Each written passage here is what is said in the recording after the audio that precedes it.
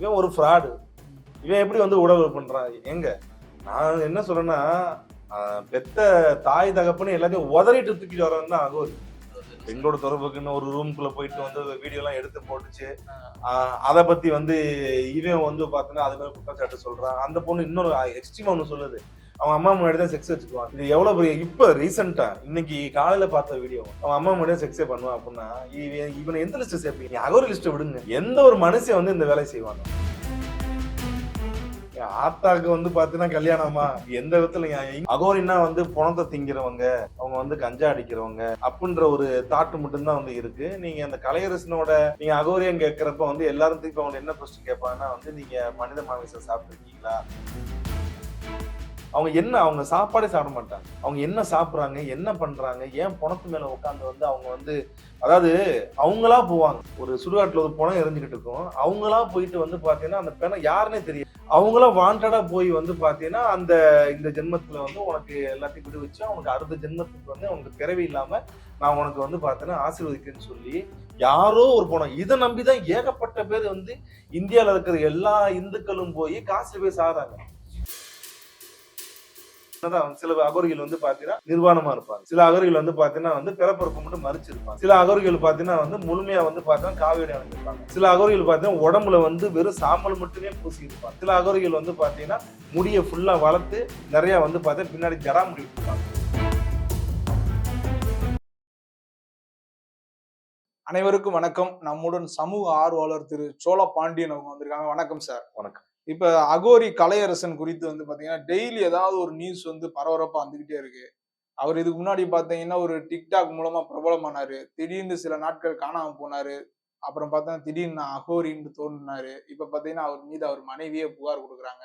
அவர் உண்மையிலே அகோரி தானா, இல்ல அவரை பத்தி என்ன சார் முழு விவரம் சொல்லுங்க. இல்ல அகோரின்னா ஃபர்ஸ்ட் என்னன்ற புரிதலே வந்து இங்க இருக்க மக்களுக்கு வந்து ஒரு விஷயம் புரிஞ்சுக்கணும்.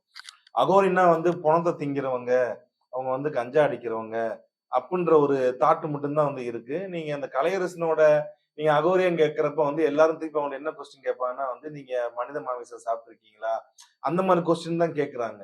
பட் அகோரியில வந்து பாத்தீங்கன்னா ஏகப்பட்ட கூட்டங்கள் இருக்கு. அகோரி என்பவர்கள் வந்து பாத்தீங்கன்னா ஒரு குறிப்பிட்ட கூட்டத்தை சேர்ந்தவங்க கிடையாது. அதுலயே வந்து பாத்தீங்கன்னா காலமுகம் அப்படின்னு சொல்லி வந்து கிட்டத்தட்ட ஏகப்பட்ட கூட்டங்கள் இருக்கு. அதுல அவர் எந்த இதை சேர்ந்தவர்னு சொல்லி கேட்டா பதில் சொல்ல தெரியாது. ரெண்டாவது வந்து பாத்தீங்கன்னா அகோரி என்பது வந்து பாத்தீங்கன்னா அகம் பிரம்மாஸ்மி. அவங்க வந்து பாத்தீங்கன்னா தன்னை கடவுளா உணர்ந்தவங்க. அவங்களுக்கு வந்து பாத்தீங்கன்னா குடும்பம் கிடையாது. அவங்களுக்கு வந்து சொந்த பந்தம், ஆசா பாசம் இதுக்கு எல்லாத்துக்கும் அப்பாற்பட்டவங்க. அவங்க இதுதான் அப்படின்னு சொல்லி வந்து நீங்க வரையறுக்கவே முடியாது. ஒரு சின்ன ஒரு வட்டத்துக்குள்ளே வந்து பாத்தீங்கன்னா அவங்க முடியாது. அவங்க கடைசியா வந்து அந்த அகோரியா மாறுற ஒரு காலகட்டம் இருக்கு பாத்தீங்களா? அந்த உடனே போய் அகோரியா மாற முடியாது. ஃபர்ஸ்ட் குடும்பத்தை உதறிட்டு வரணும், சமுதாயத்தை உதறிட்டு வரணும், மக்களை உதறிட்டு வரணும், எல்லாத்தையும் உதறி தள்ளிட்டு கடவுள் மட்டுமே தன்னை கடவுளா உணர்ற தர்மம் தான் வந்து அந்த அகோரின்ற அந்த கான்செப்டுக்குள்ளே வரும். அதுலயும் அவங்க எதை வந்து எடுத்து பண்றாங்க, எந்த கூட்டத்துல போய் நிக்கிறாங்கன்ற விஷயம் முதற்கொண்டு இருக்கு. இதெல்லாம் கலையரசன் போய் பண்ணாராம் பார்த்தா அவர் பேச்சிலே தெரியுது.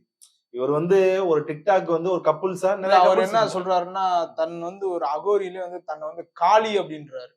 அதாவது அகோரின்ற பெரும்பாலும் அகோரிகள் சிவன் பக்தரா தானே இருப்பாங்க. ஆனா இவர் என்ன சொல்றாரு, நான் ஒரு காளி, அதாவது ஒரு பெண், அதாவது தன்னை வந்து ஒரு பெண் மாதிரியா, பெண் அகோரி மாதிரியா சொல்றாரு. ஜன்ம கர்ம சமய திவ்யம் தேகம் யோகை தத்தகா பத்மா தேகம் புனர்ஜன்மா சத்திய பிரபாகம் திவ்ய பிரகாசம் அஷ்டஸ்வரூபம் நிஷ்கலங்கோகம் நிஜபூர்ண போதகம் பிரத்யேகாத்மாதம் நித்திய பிரம்மோகம் சத்திய பிரபாகம் மூல பிரமேயம் அகம் பிரம்மாஸ்மி. இதுதான் அகோரிகளோட எட்ஜ் பாயிண்ட். ஒரு அகோரியா போறவனுக்கு வந்து கடைசியா நீ யாருன்னு கேட்டா அவங்க கொடுக்குற பதில் இதுதான். இதுல ஏதாவது புரியுதா? புரியல. இது வந்து பாத்தீங்கன்னா கலையரசன் போய் இது வந்து என்னன்னு கேளுங்களேன், அதுக்கு பதில் சொல்ல தெரியாது. நான் கடவுள்னு சொல்றதுக்கு நீ ஏன் கடவுள்னு சொல்றதுக்கு ஒரு கான்செப்ட் இருக்குல்ல. நீ உன்னை நான் ஏன் கடவுள்னு சொல்லிக்கிறேன் நீ உன்னைய அப்படின்னு கேட்டா அதுக்கு பதில் சொல்ல தெரியணும்ல. ரெண்டாவது வந்து பாத்தீங்கன்னா அகோரிகள்கிட்ட வந்து அவனை சீக்கிரத்தில் நெருங்க முடியாது. நீங்க காசி விஸ்வநாதர் கோயிலுக்கு போங்களேன், அங்க பக்கத்திலேயே நெருங்க முடியாது. அவங்க பார்வை ரொம்ப ஷார்ப்பா இருக்கும்.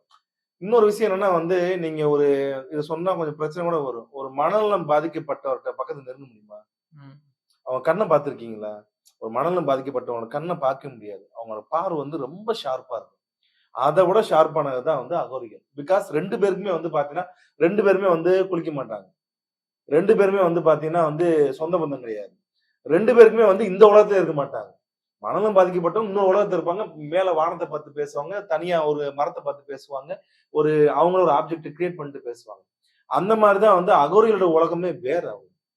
இத வந்து அ ஆஸ் பெர் ஆஸ்ட்ராலஜி படி வந்து பார்த்தீங்கன்னா, கேது பகவான் வந்து 10ஆம் இடத்துல இருந்தால், ஒன்று ஞானி, இல்லை என்றால் மனநலம் பாதிக்கப்பட்டவன். கேதுவோட தாக்கம் தான் அதிகமா வரும் அப்படின்ற மாரி வந்து நம்ம ஜோதிடத்துல கூட சொல்லுவாங்க. இதுல இவ்ளோ பெரிய விஷயம் இருக்குங்க. இப்ப நான் வந்து ஒண்ணும் கிடையாது. நான் நேரா வரேன் நானு. உங்க சேனலுக்கு வரேன் நானு. வரப்ப நீங்க யாரு என்ட்ட கேட்கிறீங்க? நான் கவுன்சிலர்ன்னு சொல்றேன் நானு. நீங்க என்ன பண்ணுவீங்க அடுத்து? இல்ல விசாரிப்போம். எந்த ஏரியா எந்த கவுன்சிலர்? ஏரியா கவுன்சிலர்ன்னு கேட்பீங்க. ஆமா, எந்த கட்சின்னு கேட்பீங்க. ஆமா.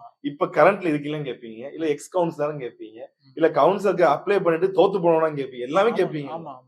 ஆனா இத்தன கேள்வி கேட்கிற மக்கள் வந்து ஏன் தன்னை வந்து ஒரு சாமியார்ன்னு சொல்றப்ப ஏன் கேட்க மாட்றாங்க? இல்ல இப்ப அவர்ட்ட அந்த இதுக்கு முன்னாடி நடந்த அதாவது அவர் எப்ப தன்னை அகோரின்னு சொல்றாரோ, அப்பல்லாம் எடுத்த பேட்டிகள்ல பாத்தீங்கன்னா, அவர் சொல்றாரு, "நான் வந்து இங்க மும்பை போனேன். ஒரு ரயில்வே ஸ்டேஷன்ல படுத்திருந்தேன். திடீர்னு என்ன ஒருத்தவரு தட்டுனாங்க. திடீர்னு பார்த்து எந்திரிச்சா நான் காசில போயிருக்கேன். அங்க அகோரிகளோட ஆயிட்டேன்." அப்படின்ற மாரி என்னென்னமோ சொல்றாருல்ல. கதைகள்லாம் சொல்றாருல்ல. கதை சொல்றாப்புலங்க. அ. இதுவரைக்கும் ஒரு அகோரிய கூட்டு வந்து பார்த்தா ஒரு நீங்க இன்டர்வியூ எடுத்து பார்ப்போம். ம். சேலஞ்சே வரேன் நானு. இல்ல இங்க அகோரி இருக்கிற யாரும் இன்டர்வியூ குடுக்க மாட்டாங்க. இங்க இருக்கிற ஒரு இன்டர்வியூ கிடையாது. நீ அவங்கள்ட்ட போய் மைக் நீட்டி பாருங்களேன். ம். நீங்க இல்ல, இல்ல. காசிக்கு போங்க.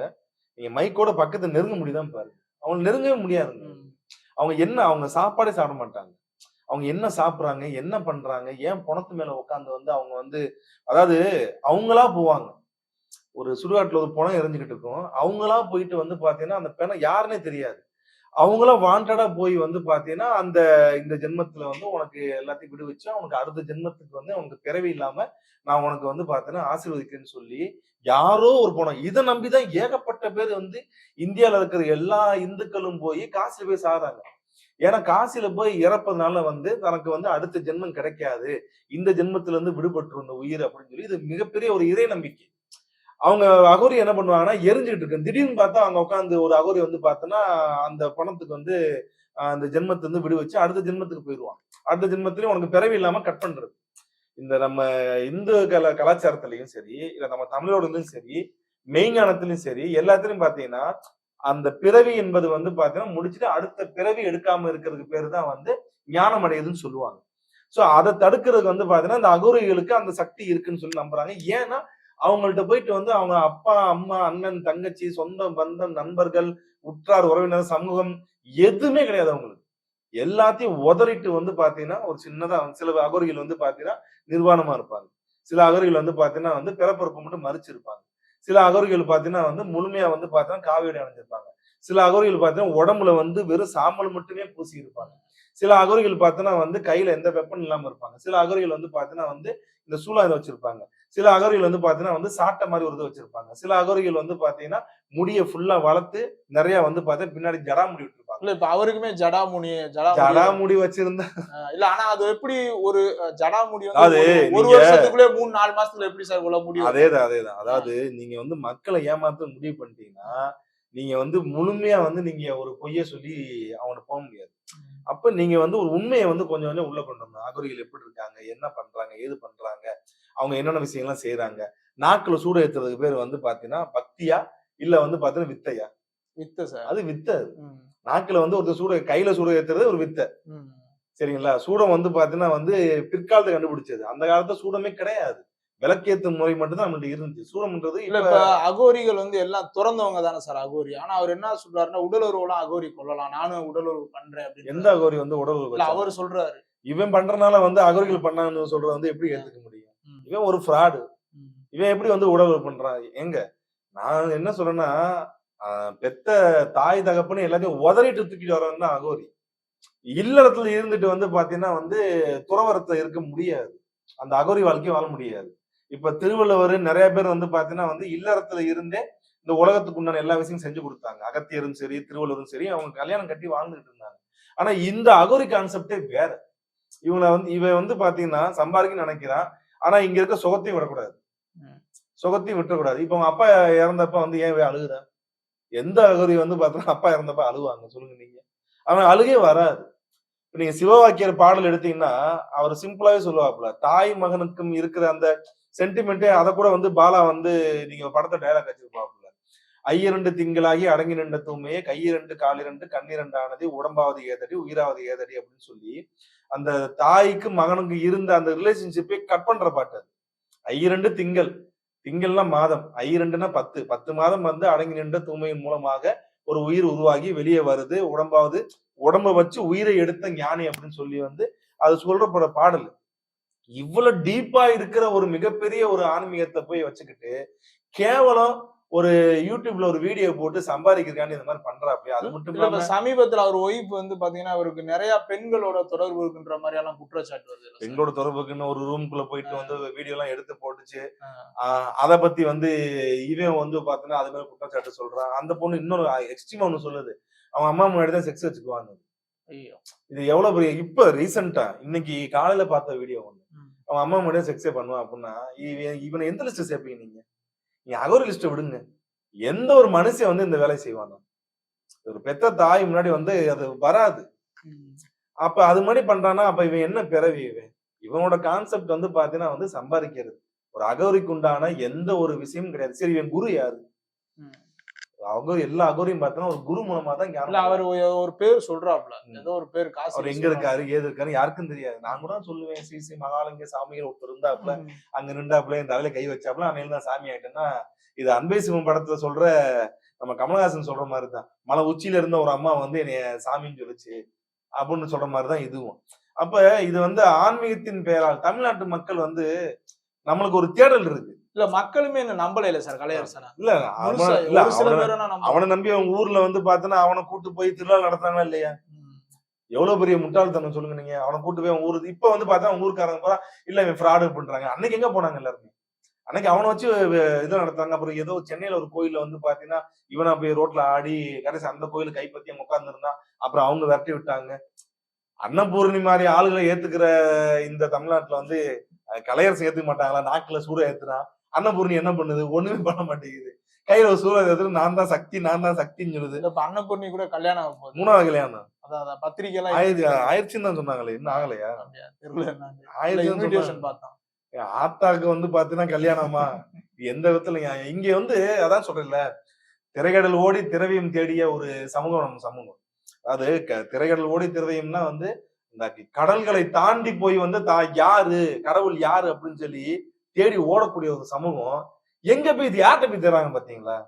திரைக்கடல் ஓடி திரவியம் தேடிய இந்த சமூகம் வந்து இப்ப யார்கிட்ட போய் தேடிட்டு இருக்கு? அன்னபூர்ணி மாதிரி ஆளு இல்ல சார், இப்ப அன்னபூர்ணி கலையரசன் மாதிரி எல்லாம் போலியானவர்கள் வெளிப்படையாவே தெரியுது. அரசாங்கம்ல சார் அவங்க மேல நடவடிக்கை அரசாங்கம் நடவடிக்கை எடுக்குதுன்னா லெட் இட் பி போயிட்டு போகுது.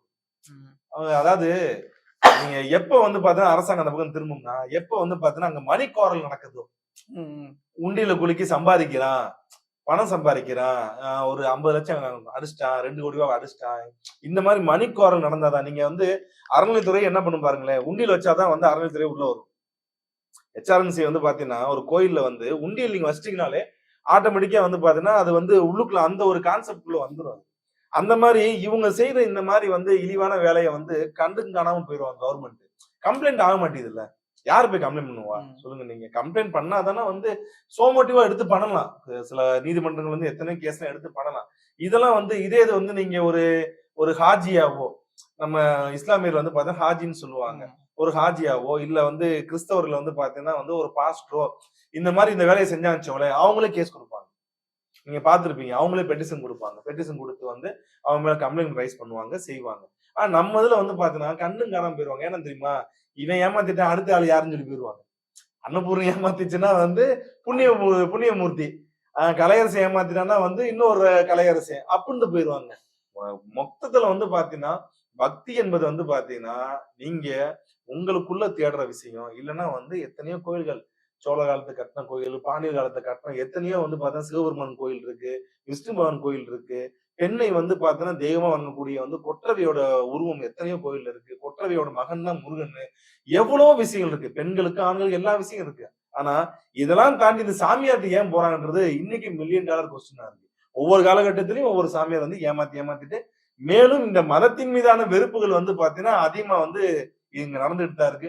இதுக்கு வந்து பாத்தீங்கன்னா இத வச்சு வந்து வியாபாரம் பண்ற கட்சிகளும் கண்ணும் காணாம போறதுதான் இதோட தொடர்ச்சியும் நீட்சியும் வந்து போயிட்டே இருக்கு. ரொம்ப நன்றி சார். நன்றி.